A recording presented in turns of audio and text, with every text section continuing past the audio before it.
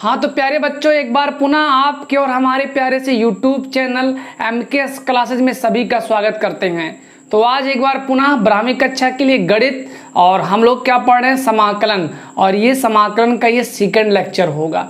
First lecture में हमने केवल और केवल इंटीग्रेशन के डिफिनीशन, बेसिक कॉन्सेप्ट और फार्मूले के बारे में बताया और उसका लिंक हमने डिस्क्रिप्शन बॉक्स में दे दिया। आज हम सिलेबस स्टार्ट करने जा रहे हैं प्रश्नावली 7 ये से। और आपको ये भी पता होना चाहिए कि हम लोग किस बुक से पढ़ रहे हैं। हम लोग पढ़ रहे हैं हर्षरूप शर्मा, जो कि बहुत ही फेमस बुक में से एक मानी जाती है। हर्षरूप शर्मा, दूसरे नाम से इसे हम डॉक्टर मनोहरी भी जानते हैं। और ये भी पूरा NCERT बेस्ड पैटर्न पर है। अगर आप मनोहरी के क्वेश्चन सभी लगा ले गए तो ये मेरा वादा है कि आप अपने इंजीनियरिंग में कोई भी ऐसा क्वेश्चन नहीं होगा जो ना लगा पाइए, क्योंकि इसमें वह लेवल भी दे दिया है। तो चलिए चलते हैं। ये हमारे पास भैया क्या है, फार्मूलों की सूची है, जो कि पहले वीडियो में मैंने बता दिया। इसको एक बार पुनः आप लोग नोट करना चाहते हैं तो नोट भी कर लीजिएगा। हमारे पास क्वेश्चन कह रहा है कि निम्नलिखित समाकलनों के मान ज्ञात कीजिए। और इसमें से फर्स्ट क्वेश्चन में ABCD 4 पोर्शन है। एक एक करके हम सभी क्वेश्चंस को हल करेंगे। तो चलिए, पहला क्वेश्चन है y। अब यहाँ y है तो यहाँ किसके सापेक्ष समाकलन करेंगे, y के सापेक्ष।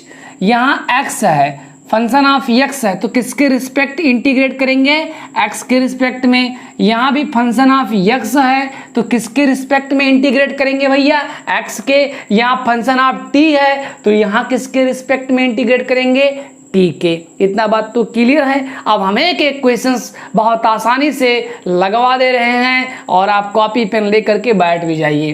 तो चलिए, पहला क्वेश्चन हमारे पास जो है वो क्या कह रहा है कि इंटीग्रेशन y dy, इसी का मुझे इंटीग्रेट करना है।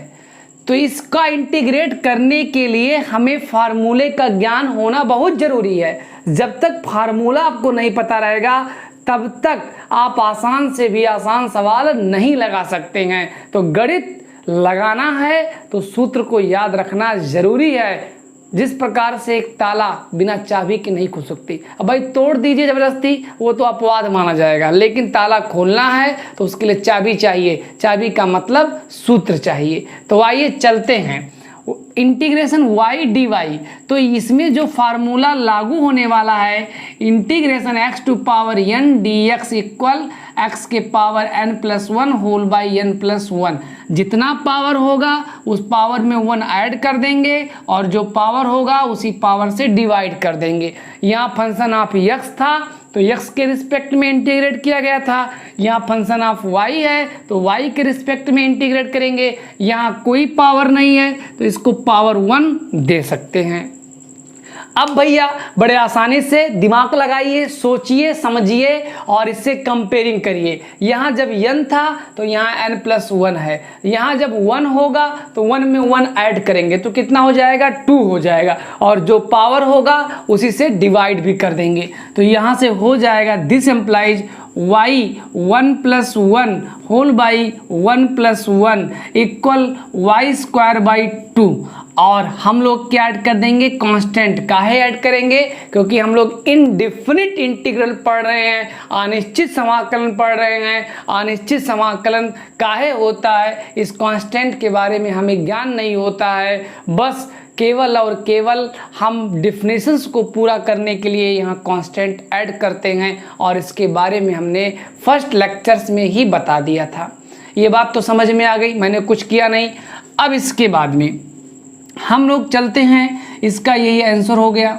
अब क्वेश्चन नंबर जो मेरे पास सेकंड है, बी वाला, कह रहा है कि इंटीग्रेशन x⁴ dx, ये फंक्शन ऑफ x है तो किसके रिस्पेक्ट में इंटीग्रेट करेंगे भैया, x के रिस्पेक्ट में करेंगे। जब पावर n था तो उस पावर में 1 ऐड किया गया था। यहाँ पावर 6 है तो 6 में 1 क्या करेंगे, ऐड करेंगे। तो हो जाएगा 6+1 और जो होगा पावर उसी से डिवाइड और x⁴ 7/7 और या या 1/7 x⁻7 और एक कांस्टेंट, और यही मेरा क्या हो जाएगा भैया आंसर। अब कुछ लोग सोच रहे होंगे सर जी एक लाइन का क्वेश्चन आप इतने लाइन में क्यों लगा रहे हैं भैया। तो भैया इसका यही एक कारण है कि अभी हम लोग नए हैं, जब धीरे धीरे पुराने हो जाएंगे तो लो डायरेक्टली आंसर, ठीक है ना। अभी जब आप लोग भी थोड़ा सा जब पुराने हो जाएंगे तो क्या करेंगे, पावर 6 है, पावर 1 ऐड कर देंगे तो 6 और 1 कितना हो जाएगा 7, और जो पावर होगा उसे डिवाइड कर देंगे, कांस्टेंट लीजिए, एक लाइन में इसका भी तो आंसर आ गया। लेकिन मुझे गधों को पढ़ाना है, ठीक है ना। तो अपने आप में कभी ओवर कॉन्फिडेंस मत होइएगा। ओवर कॉन्फिडेंस अगर होंगे तो बहुत प्रॉब्लम क्रिएट करेगा। अपने आप को ये मानकर पढ़ाई करिए कि मुझे कुछ नहीं आता है। जब कुछ नहीं आएगा तब बहुत कुछ आएगा, और जब ये मानकर चलेंगे हमें बहुत कुछ आता है तो आपको कुछ नहीं आएगा, क्योंकि वहाँ आपके पास एक कॉन्फिडेंस है, लेकिन वो कॉन्फिडेंस ओवर है, और ओवर कॉन्फिडेंस नहीं करना पढ़ाई में, कभी भी नहीं करना। मैं बार बार कह रहा हूँ, अज्ञानता बन करके ज्ञान को अर्जित करना ही एक सर्वश्रेष्ठ विद्वान का लक्षण होता है। तो आप अपने आप में अनजान बनिए और अनजान बन करके ही जानकारी प्राप्त कर लिया कीजिए। अब हम चलते हैं सी में। सी हमारे पास है इंटीग्रेशन x⁻a dx। अब यहाँ नंबर ना हो करके लेटर के रूप में है, मुझे घबराने की बात नहीं है। जितना भी पावर होगा उस पावर में 1 ऐड कर देंगे और उसी से डिवाइड कर देंगे। अब इन दोनों को तो और हल नहीं कर सकते हैं, यही हमारा क्या हो जाएगा आंसर। कोई दिक्कत होनी नहीं चाहिए, समझ में सबको आना चाहिए। अब हम इसके बाद चलते हैं डी में। डी क्या कह रहा है, t⁻4 dt function of t respect किसके इंटीग्रेट करेंगे, t के। जितना पावर होगा उस पावर में 1 ऐड कर देंगे और उसी पावर से डिवाइड कर देंगे। आप पार है t⁻5/5 प्लस कांस्टेंट, और यही मेरा क्या हो जाएगा आंसर हो जाएगा। इसके बाद हम लोग चलते हैं क्वेश्चन नंबर 2 में। नोट कर लीजिएगा, मतलब पहला क्वेश्चन मेरा पूरा एक फार्मूले पर डिपेंड था, उसका नाम था integration x⁻n dx equal x⁻n+1 whole by n+1। अब हम चलते हैं क्वेश्चन नंबर 2 में। क्वेश्चन नंबर 2 मेरे पास में भी 4 पार्ट हैं, जिसमें से पहला पार्ट है इंटीग्रेशन x⁻−5 dx। बी वाला मेरे पास क्या है, इंटीग्रेशन x⁻−1/3 dx। सी वाला मेरे पास क्या है, इंटीग्रेशन x⁻−3/4 dx। और हमारे पास डी वाला क्वेश्चन क्या है, इंटीग्रेशन z⁻⁻⁻⁴ dz। तो घबराने की कोई बात नहीं है, ठीक है ना। यहाँ भी एक के फार्मूला यूज होगा, उसका नाम क्या है x⁻n dx। तो चलिए चलते हैं।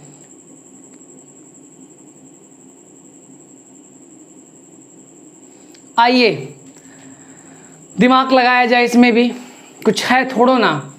यहाँ से भी वही फार्मूला, हम ए वाला क्वेश्चन पुटअप करते हैं x⁻−5 dx। तो जितना भी पावर होगा उस पावर में क्या करते हैं, 1 को ऐड कर देते हैं और उसी पावर से डिवाइड कर देते हैं। इसको थोड़ा सा सॉल्व कर लेते हैं। तो सॉल्व करेंगे, x के पावर -5 और धन 1 -4, और इसको भी हल करेंगे तो -4। इसको सुंदर लगने के लिए -1/4 कर दिया। निगेटिव पावर है, नीचे आएगा तो कितना हो जाएगा, पॉजिटिव पावर हो जाएगा। और साथ ही साथ एक क्या लगा देंगे भैया, कांस्टेंट लगा देंगे, और यही हमारा सुंदर सा प्यारा सा क्या हो गया आंसर हो गया। नोट कर लीजिएगा। इसके बाद हम क्वेश्चन नंबर बी में चलते हैं, ठीक है ना। क्वेश्चन नंबर बी क्या कह रहा है, क्वेश्चन बी मेरे पास है, वो क्या कह रहा है कि इंटीग्रेशन x⁻−1/3 dx। तो जो भी पावर होगा उस पावर में क्या करेंगे, 1 को ऐड कर देंगे और उसी पावर से भाग भी कर देंगे। इसके बटे कुछ नहीं है, 1 तो मान सकते हैं। अब इसके बाद थोड़ा सा इसको हल कर लेते हैं। -1 + 3 तो कितना हो जाएगा, -1 + 3 प्लस कितना होगा, 2/3 और वही पावर यहाँ भी उतर जाएगा। इसको अच्छा और कर दे, थोड़ा सा डेकोरेट कर दे तो 3/2 हो जाएगा। x के पावर 2/3 और एक क्या ऐड कर देंगे भैया, कांस्टेंट ऐड कर दिए। इतना तो आपको समझ में आ ही गया होगा और यही मेरा प्यारा सा सुंदर सा क्या हो गया, आंसर हो गया। भाई कुछ क्वेश्चंस में दम नहीं है, लेकिन चिंता ना करिए, इसमें एक एक ऐसे क्वेश्चंस हैं कि हालत गंभीर कर देगा, ठीक है ना। ये सब तो मैं पढ़ा चुका हूँ, एक बार पुनः क्यों पढ़ा रहा हूँ, क्योंकि जब मैं इस चीज़ को पढ़ाया था उस समय मेरे पास सुविधाओं की कमी थी। ना मेरे पास बोलने के लिए माइक था, ना मेरे पास अच्छा बोर्ड था, ना लाइटिंग था, लेकिन सुविधाओं में कुछ बढ़ोतरी हुआ है, बहुत ज़्यादा नहीं, लेकिन आने वाले कल में हम आप लोगों के लिए बहुत बड़े पैमाने पर कार्य करेंगे, सेवा आप लोग की करते रहेंगे बहुत जल्द। और भी हम अपने इस स्टूडियो में, जैसे अभी तो मोबाइल सारा काम हो रहा है, लेकिन आने वाले कल में कैमरा वैमरा सब मेरे पास हो जाएगा, तब आप लोग देखिएगा कि हाँ क्वालिटी और भी बढ़ेगी। लेकिन अभी थोड़ा सा मेरे पास प्रॉब्लम है, ठीक है ना, पैसे की प्रॉब्लम है। अब आइए सी में चलते हैं। इंटीग्रेशन x के पावर -3/4 dx, ये मेरे पास क्वेश्चंस है, घबराने की कोई बात नहीं है। जितना भी पावर होगा उस पावर में 1 क्या करेंगे, ऐड कर देंगे और उसी पावर से हम लोग क्या कर देंगे, डिवाइड कर देंगे। अच्छा, इसको थोड़ा हल भी कर लिया जाए। 3 × 3 -3, 4 × 4 तो -3 और -4 कितना होगा, 1 होगा और बटे में 4 जो पावर होगा वो पावर यहाँ उतार देते हैं। अच्छा नहीं लग रहा, थोड़ा सा इसको ब्यूटी पार्लर कर दे रहे हैं। 4 और 4 × x के पावर 1/4 और एक कांस्टेंट ऐड कर दिया और यही मेरा सुंदर सा क्या हो गया, आंसर हो गया। समझ में तो आ रहा है ना, किसी को कोई दिक्कत नहीं होनी चाहिए हमारे क्लास में। चलिए हो गया। अब डी वाला क्वेश्चंस यही कह रहा है कि integration z to power -1/4 dz, तो घबराने की कोई बात नहीं है। जितना भी पावर होगा उस पावर में 1 ऐड कर देंगे और उसी पावर से हम लोग क्या कर देते हैं, डिवाइड भी कर देते हैं। हल करेंगे तो z -1, 4 × 4 -1 -4, 3 बटा कितना हो जाएगा, 4 और यहाँ भी 3 बटा कितना होगा, 4 होगा। इसके बाद में हो जाएगा या 4/3 × z टू पावर 3/4 और एट लास्ट हमने क्या ऐड कर दिया, एक कांस्टेंट ऐड कर दिया और यही मेरा क्या हो गया, आंसर। नोट कर लीजिएगा, समझने का पूरा प्रयास करिए, कोई दिक्कत किसी को नहीं होनी चाहिए। इसके बाद अब हम लोग चलते हैं क्वेश्चन नंबर 3 में। तो आपने एक चीज़ देखा होगा कि क्वेश्चन नंबर 1 और क्वेश्चन नंबर 2 में पूरा जो हमारे पास क्वेश्चन था वो केवल और केवल फार्मूला x⁴n dx पर बेस्ड था और मैंने 4 कितने हो गए, 8 क्वेश्चंस हमने उस फार्मूले पर लगा दिया, तो फार्मूला भी आपको याद ही हो गया होगा। तो तीसरा का ए हम क्वेश्चंस लिख लेते हैं, उसके बाद लगवाते हैं। Integration to the power x dx, ये हो गया। बी क्या कह रहा है कि integration 3 to power x dx। C वाला क्या कह रहा है भैया, सी वाला कह रहा है integration b to power x dx। D वाला क्वेश्चन से क्या कह रहा है, डी वाला कह रहा है integration b to power x plus ये dx। हमारे पास क्वेश्चन नंबर 3 में भी 4 टाइप के क्वेश्चन शामिल किए गए हैं, जिसमें से पहला क्वेश्चन है integration to the power x। अब यहाँ फार्मूला कुछ चेंज होने वाला है, घबराने की कोई बात नहीं, बड़े आसानी से हम सभी क्वेश्चनों को हल करेंगे। To the power x dx, तो यहाँ जो फार्मूला फॉलो होने वाला है हमारा, ये क्वेश्चन इस प्रकार का है। तो यहाँ पर हम लोग सुंदर सा लिखते हैं, चूंकि a to power x dx equal a to power x whole by log ae। इतना बात तो समझ में आ रहा है। जरा इस फार्मूले की इससे तुलना कर देंगे तो आप बताइए, x तो अपने जगह पर विद्यमान है, बस a के जगह पर कौन पोजीशन लिया है, a के जगह पर पोजीशन लिया है कौन, 2 लिया है। तो a को हटाओ 2 को लाओ, क्योंकि क्वेश्चंस में 2 ही आया है। तो यहाँ से हो जाएगा a टू पावर x, तो to the power x whole by log 2 log a के जगह पर कितना होगा 2, और बेस में क्या चलेगा e, और एक क्या ऐड कर देंगे कांस्टेंट, और यही मेरा क्या हो जाएगा, आंसर हो जाएगा। मतलब क्या है, फार्मूला याद है अगर, integration a to power x dx equal a to power x log ae, तो आसानी से उसके आंसर्स को भी आप ला सकते हैं। अब हम लोग क्या करते हैं, अब हम लोग अगले क्वेश्चंस को सॉल्व करते हैं। क्वेश्चन नंबर 3 का जो b है उसका कथन है 3 टू पावर x dx। तो 3 to power x dx a to power x dx के फॉर्म का है, तो वहाँ भी a टू पावर x वाला फार्मूला अप्लाई करते हैं। तो एक बार पुनः a to power x dx equal a to power x whole by log ae। तो a के स्थान पर अब की बार 3 आया है, तो उस कंडीशन में 3 to power x log a के स्थान पर 3 और बेस में e, और एक कांस्टेंट हमने क्या कर दिया, ऐड कर दिया। ये भी बात तो सबको समझ में आ गई होगी। अब हम लोग क्वेश्चन नंबर चलते हैं अगले में। 3rd b भी लग गया, 3rd c भी देख लेते हैं। 3rd c में 3rd c क्या कह रहा है, integration b to power x dx। तो ये भी a टू पावर x के फॉर्म का है, तो a टू पावर x अगर है तो a टू पावर x, लेकिन b to power x log a के जगह पर कौन है b, बेस में e, और एक क्या ऐड कर दिए कांस्टेंट, और यही हमारा क्या हो गया भैया, आंसर हो गया। इस चीज़ को आप लोग क्या करिए, नोट कर लीजिए। अब हम लोग डी में चल रहे हैं। डी क्या कह रहा है, ध्यान दीजिएगा, हमारे पास जो 3rd डी है वो कह रहा है integration b to power x plus ये dx।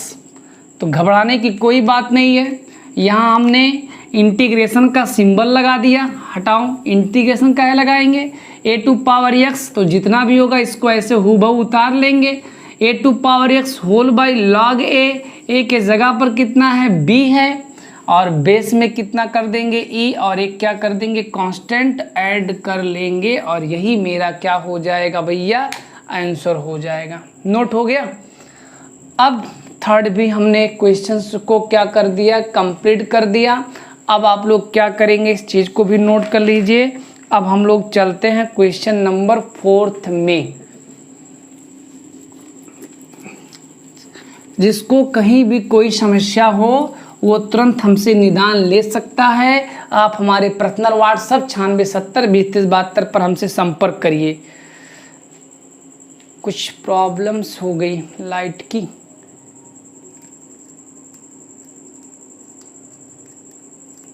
थोड़ा सा टेक्निकल इशू हो गया भाई, इसके लिए सॉरी, लाइट छोड़ दी थी। चलिए क्वेश्चन नंबर 4A में चलते हैं। 4A का रहा integration sec square x whole by cosec square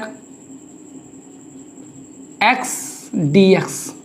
देखिए यहाँ हमारा ट्रिग्नोमेट्रिक फंक्शन आया है। देखिए त्रिकोणमिति तो यार वास्तव में बहुत इम्पॉर्टेंट चीज़ है।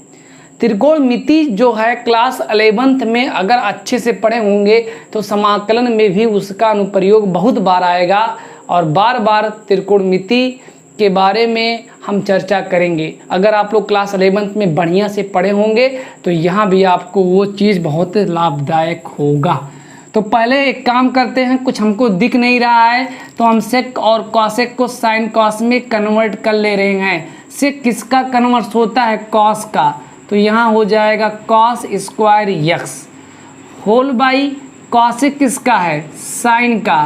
तो ये भी लिखा साइन स्क्वायर यक्स और ये क्या हो गया? डी एक्स हो गया। मैंने कुछ किया नहीं। सेक एक्स किसका उल्टा होता है? कॉस का। तो सेक को 1 बाई कॉस स्क्वायर तो स्क्वायर, कॉसेक साइन का उल्टा स्क्वायर तो स्क्वायर। अब होगा क्या? इंटीग्रेशन, ये चीज़ ऊपर चला जाएगा तो sine square x by cos square x d x हो गया। अब sine square x by cos square x, ये किसका फार्मूला बनेगा? Ten square x d x का। क्योंकि आप लोगों ने पढ़ा है, क्या पढ़ा है कि साइन बाई कॉस कितना होता है?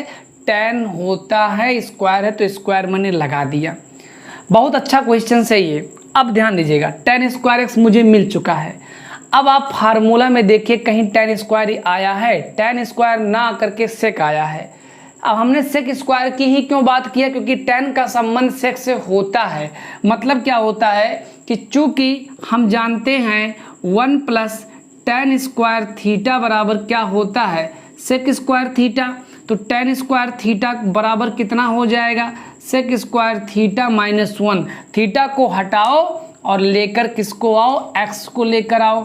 तो यहाँ मैंने इंटीग्रेशन का सिंबल लगा दिया और टेन स्क्वायर के जगह, टेन स्क्वायर एक्स के जगह पर हमने लिख दिया सेक स्क्वायर यक्स माइनस 1 और इंटू में क्या लगा दिया? डी एक्स लगा दिया। अब इसके बाद क्या करेंगे? पार्ट बाय इंटीग्रेशन करेंगे अलग अलग। तो हम dx का अंदर घमासान कर रहे हैं, sec square x d x minus 1 dx। इतना बात तो सबको समझ में आ गया होगा। अब इसको हमने ऐसा कुछ कर लिया, sec square dx minus dx करने में dx कर लिया। अब क्या होगा? सेक स्क्वायर यक्स का इंटीग्रेशन कितना होता है? इस फार्मूले से देखकर बताइए। टेन एक्स होगा और dx का इंटीग्रेशन कितना होगा? x होगा। और एक लास्ट में हमने क्या ऐड कर दिया? कांस्टेंट। और यही हमारा क्या होगा भैया? आंसर होगा। बहुत अच्छा सवाल था, एक बार पुनः मैं समझा दे रहा हूँ। हमारे पास जो क्वेश्चन 4a था वो पूर्ण रूप से ट्रिग्नोमेट्रिक फंक्शन था। मैंने सेक को कॉस में कन्वर्ट किया, कॉसेक को हमने साइन के रूप में कन्वर्ट किया। इसको थोड़ा सॉल्व किया, sine by cos tan square x हो गया। टेन स्क्वायर एक्स का समाकलन हमें नहीं पता है, उसके लिए हमने सर्वसंख्या की सहायता से 1 plus tan square theta equal sec square theta. तो टेन स्क्वायर थीटा इक्वल हो जाएगा सेक स्क्वायर थीटा माइनस 1। तो टेन स्क्वायर एक्स की जगह पर हम आसानी से सेक स्क्वायर एक्स माइनस 1 लिख सकते हैं। dx का अंदर घमासान कर दिए तो sec square x dx minus dx हो गया। हमने इसका अलग अलग इंटीग्रेट कर लिया। सेक स्क्वायर एक्स का इंटीग्रेट 10x होगा, dx का इंटीग्रेट x होगा और लास्ट में हमने क्या कर दिया? एक कांस्टेंट टर्म को उसमें ऐड कर दिया और इस प्रकार से ये मेरा आंसर हो गया। इस चीज़ को आप लोग सुंदर सा नोट कर लीजिए। अब चलते हैं 4b में। 4b क्या कह रहा है? क्वेश्चन नंबर हमारे पास आ चुका है 4b। 4b हमारे पास है। क्वेश्चन नंबर 4b क्या कह रहा है? इंटीग्रेशन सेक यक्स और ब्रैकेट में लिखा क्या है? सेक यक्स प्लस टेन यक्स, सेक यक्स प्लस टेन यक्स और इंटू में डी एक्स। अब हम कुछ करने वाले हैं, इस सेक यक्स का अंदर घमासान करेंगे तो सेक स्क्वायर यक्स बन जाएगा और sec square x plus sec x tan x और बाहर कौन वेट कर रहा है? D x. तो लगे हाथ, इसको भी साफ कर दिया जाए। इस डी एक्स के अंदर गुणा कर दो, sec square x d x कर दिया और उसके बाद में sec x tan x d x कर दिया और इसका भी हम पार्ट बाय इंटीग्रेशन कर ले रहे हैं, डायरेक्टली यहाँ भी इंटीग्रेट कर दिए। अब ध्यान दीजिएगा, सेक स्क्वायर यक्स का फार्मूला कितना होता है? टेन यक्स होता है। तो इस कंडीशंस में मैंने यहाँ टेन यक्स कर दिया, यहाँ लगा है प्लस प्लस लगा दिया और उसके बाद में sec x into tan x आया है। तो sec x into tan x का इंटीग्रेट कितना होता है? सेक एक्स होता है। तो यहाँ भी मैंने क्या कर दिया? सेक एक्स कर दिया और लास्ट में हमने क्या कर दिया? कांस्टेंट टर्म ऐड कर दिया और यही मेरा सुंदर सा प्यारा सा क्या हो गया? आंसर हो गया। इस चीज़ को आप लोग अब नोट भी कर लीजिए, ठीक है ना। अब हम लोग चलते हैं 4C में। 4C क्या कह रहा है, क्वेश्चन नंबर हमारे पास 4C का कह रहा है इंटीग्रेशन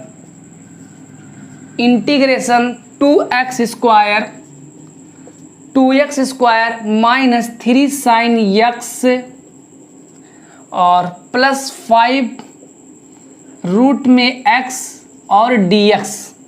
अब एक काम करिए, पहला काम इसका हम पार्ट बाय इंटीग्रेशन करेंगे, खंडशः समाकलन करेंगे। काहे करेंगे, यहाँ से क्या होगा कि इसका अलग अलग कर ले रहे हैं, ठीक है ना। तो अब क्या होगा, इसका अंदर घमासान कर रहे हैं, तो 2x² dx कर लिया, माइनस लगा दिया 3 sin x dx कर दिया, प्लस लगा दिया 5 और रूट में x कर दिया और dx कर दिया। अब मैंने क्या किया कि अलग अलग है तो इसको मैं अलग अलग इंटीग्रेट भी कर लूँ, सबको करके फिर ऐड कर लूँगा, जो भी आएगा आंसर होगा। अच्छा, रूट में है तो रूट को हटाएंगे तो क्या लाएंगे, हाफ लाएंगे।